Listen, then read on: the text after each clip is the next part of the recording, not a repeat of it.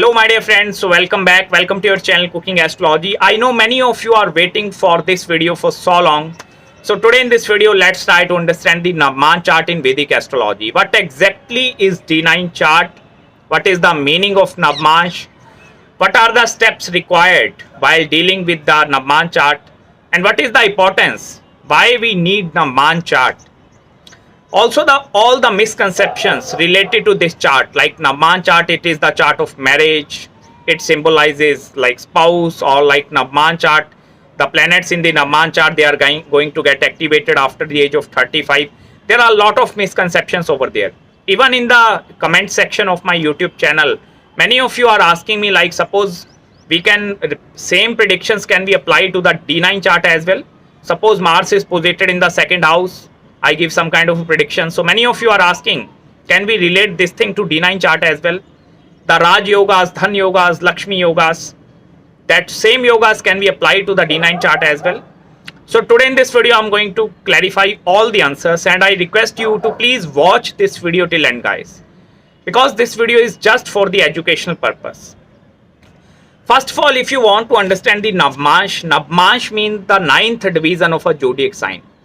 Nav plus Ansh. Nav mean the 9th and the Ansh mean the division. 9th division of a zodiac sign, it is known as the Navamsha chart. In a single zodiac sign, it is of 30 degrees. And while we divide that 30 degrees into 9 equal parts, it came around 3 degree and 20 minutes. So that is the mathematical part. I will not go into much detail. But let's come to the importance of Navamsha. See, number one importance of Navamsha chart, it is used to check the true potential or the strength of your planets. Navamsha chart, it is used for checking the dignity of the planets. Because the D1 chart, it is the foundation of your complete life. And if you want to check like whether that foundation is very strong or very weak, so you can check the level of that foundation, that weakness and strongness, by using your D9 chart. The number one reason Navamsha chart it is used, it is just for checking the strength or the true dignity. What is the potential inside a planet? Suppose one planet, Jupiter is debilitated in your D1 chart and Jupiter is exalted in your D9 chart. It means that Jupiter is having some kind of a strength or potential present inside this planet. So the stability is going to be present over there. If you are going through Jupiter Mahadasha, it is not going to be very, very bad. That exalted Jupiter, that true dignity of the planet, it is going to save you at every aspect of your life. In similar way, you can check all the other planets. There are total 9 planets in Vedic Astrology, and you can check every planet one by one in your Navamsha chart. Second important thing, Navamsha chart, please check the Vargottama planets. Now you ask me, what is Vargottama? Vargottama planets are that planets that are having these posited in the same zodiac signs in your D1 chart and same zodiac sign in the D9 chart. Suppose Mars is posited in the sign of Aries in your D1 chart, and in D9 chart Mars is again posited in the sign of Aries. It means the Mars is posited in the same zodiac sign. That is known as the Vargottama planets. And according to Rishi Parashara, Vargottama planets, they hold a vital role in your complete life. The true strength and the dignity of that planet is very, very, very strong. The Vargottama planets in your D9 chart, it holds a vital, important role in your complete life. Suppose one planet is debilitated, Saturn is debilitated in D1 in the sign of Aries, and in D9 chart Saturn is again debilitated. Again the Saturn is Vargottama. It doesn't mean like Saturn is debilitated in both the charts, so it is going to give me the bad results. See, Vargottama means the true potential, dignity is very, very strong. And Vargottama planets have the ability to give you the good results in its Mahadasha and Antardasha as well. Apart from this Navamsha chart, you must have to understand, it is somewhere connected with the 9th house of your Bhagya or your fortune. And the planet which is connected with, that is controlling the 9th house in your D1 chart, please look that planet in your D9 chart as well. Because the planet which is connecting with your 9th house, it is the house of your fortune, Bhagya, rise of luck after marriage, that thing is also seen from the 9th house. So when we open up the 9th house, suppose D1 chart, it is your complete body. And if you want to look inside, what is inside, then you open up the body, then you can see, okay, my heart is here, my lungs are there, livers, kidneys, you can see everything. In the similar way, the ninth house of your fortune, if we open up that thing, we can see the D9 chart. And in D9 chart, that planet not only governs the fortune of you, it is the fortune of your complete marriage. That is the bhagya of your marriage. And that planet is going to have major impact in your spouse chart as well. Because the ninth house lord, it is a very, very important planet in the Navamsha chart. Because ninth house, it is the house of your bhagya and fortune. It is going to have a major say in determining or predicting anything using your D9 chart. Apart from this, in Vedic astrology and especially in Hindu Shastra, I belong to the northern India, and here, like especially the Vedic astrology, we give a vital importance to the fourth house as well. Fourth house in Vedic astrology, this is the house of your Seja Sukh, which means the happiness from your marriage. It is a Sukh Sthana. So that happiness in your life, that thing is seen from the fourth house. Please check the planet which is posited in your fourth house. I'm not talking about the fourth house lord. Please check the planet that is aspecting the fourth house or that is posited in your fourth house. And check that condition in your D9 chart as well. Because suppose the benefic planets, if they are posited in the fourth house of your D1 and D9 chart, you are going to have a very, very fruitful married life. The happiness of the marriage, it is going to be 110%. But if malefic planets like especially Saturn, Rahu, Ketu, Sun and Mars, if they are posited in the fourth house, that shows some kind of a difficulty in your marriage and the married life as well. So fourth house, please open up the Navamsha chart and must check the fourth house. The condition of the fourth house, it is going to determine the picture of your marriage. Apart from this, Navamsha chart is also used for understanding the spouse nature, the characteristics, the physical appearance of your spouse. Look into the seventh house of the Navamsha chart and look into the planets that are posited in the seventh house. Because in the D1 chart, your seventh house represents the emotional, like what is the emotional character of your wife or your husband. But in the D9 chart, the planets that are posited in the seventh house, that is going to show you the physical appearance of your spouse. If Venus is posited in the seventh house of your D9 chart, it means the spouse is going to be very beautiful appearance, very good looking, beautiful eyes. If Jupiter is posited over there, it means some kind of a bulkiness is present over there. So in that way, we can check the physical appearance of the spouse as well. Navamsha chart, it is a very, very beautiful chart. If you try to understand this concept, this is a very beautiful chart, let me tell you. Apart from this, there is a concept regarding, like I have seen over the internet, many people say Navamsha chart planets sitting in the Navamsha chart, they are going to get activated after the age of 35. Let me tell you, this is totally wrong. I disagree with this thing. Because at the time of your birth, that is the snapshot of the planets, and whichever planets that are posited in your D1 all the way to D60 chart as well, they hold some kind of a say. It is not like that they are going to get activated after the age of 35. Right now, if you are 24, the planets that are posited in your D9 chart, that are still activated. Apart from this, if you want to much dive into the D9 chart, let me tell you, there is one technique, that is the superimposing technique. Many astrologers use this technique. My father also is having a 50 years of experience in Vedic astrology. There are a lot of other astrologers as well. They are also using the similar techniques for giving the accurate predictions.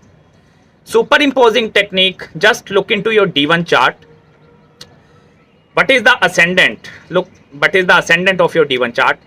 And go into your D9 chart. All the planets, suppose there are 9 planets which are posited in your D9 chart, put all that planets into your D1 chart.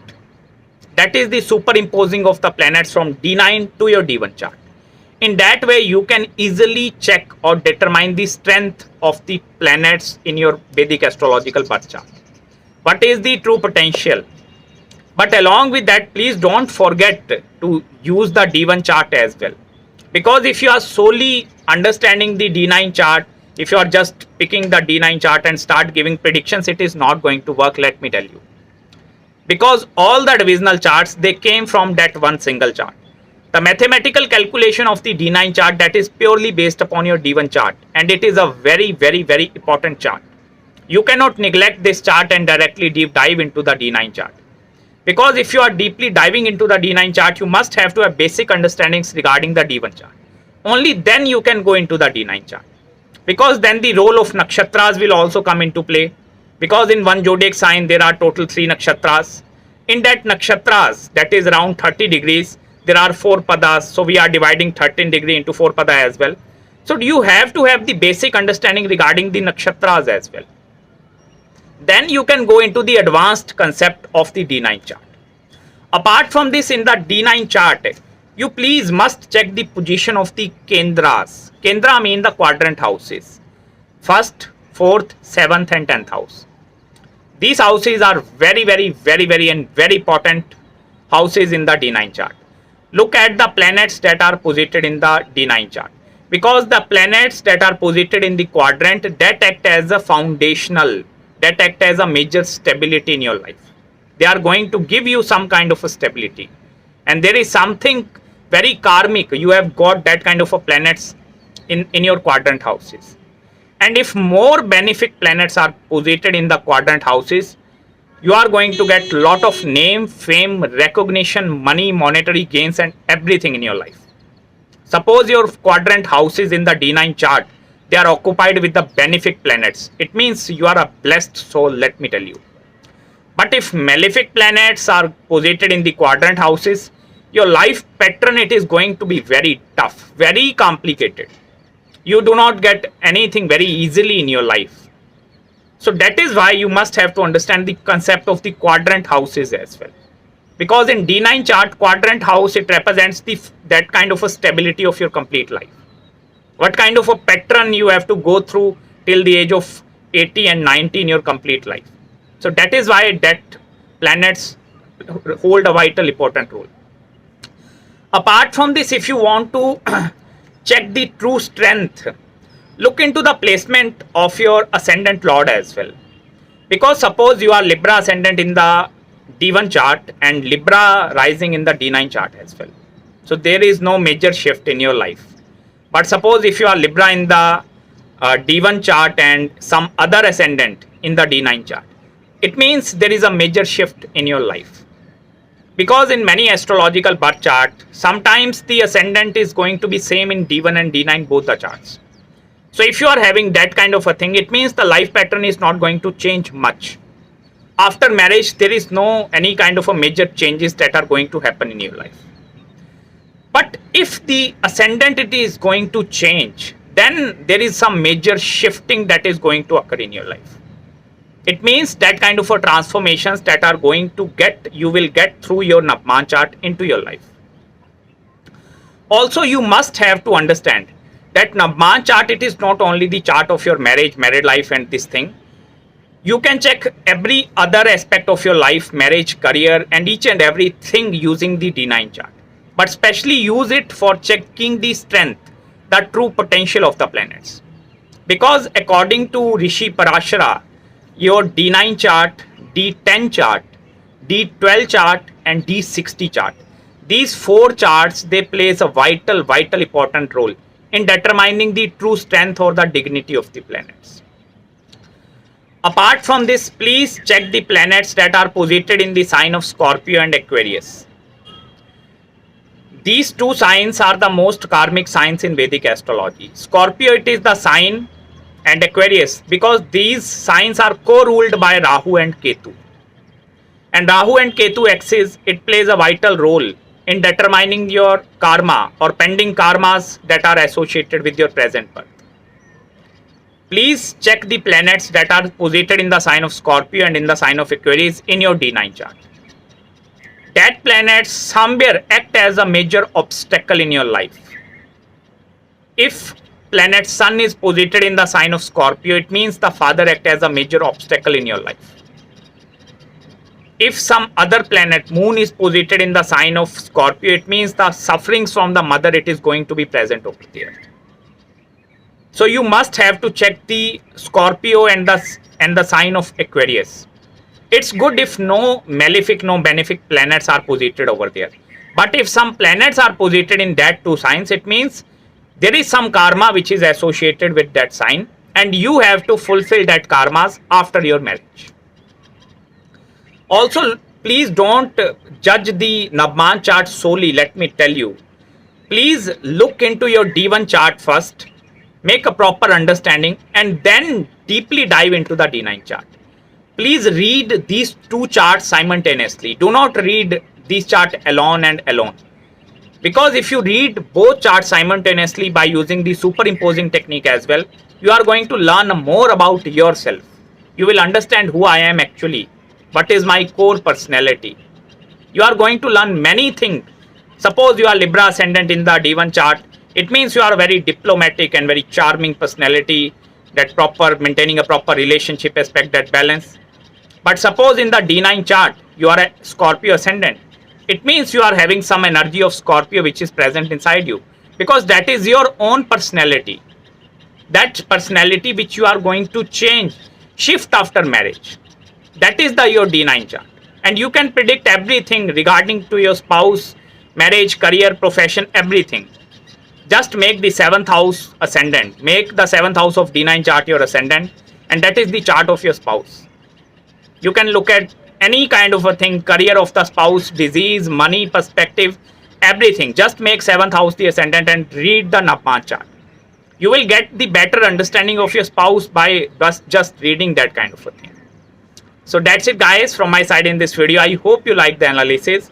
If you have any queries regarding your D9 chart, or if you want to ask me any consultations regarding marriage, career, or D9 superimposing technique, if you want predictions related to that thing as well, any other the spiritual consultation as well, do let me know guys. I will respond you back within 48 hours after receiving your email. So till then, please subscribe my channel below and make sure to follow me on Instagram as well, where I post a lot of stuff related to Vedic Astrology. Till then, please take care of yourself. I will meet you very, very soon in the next video. Bye-bye.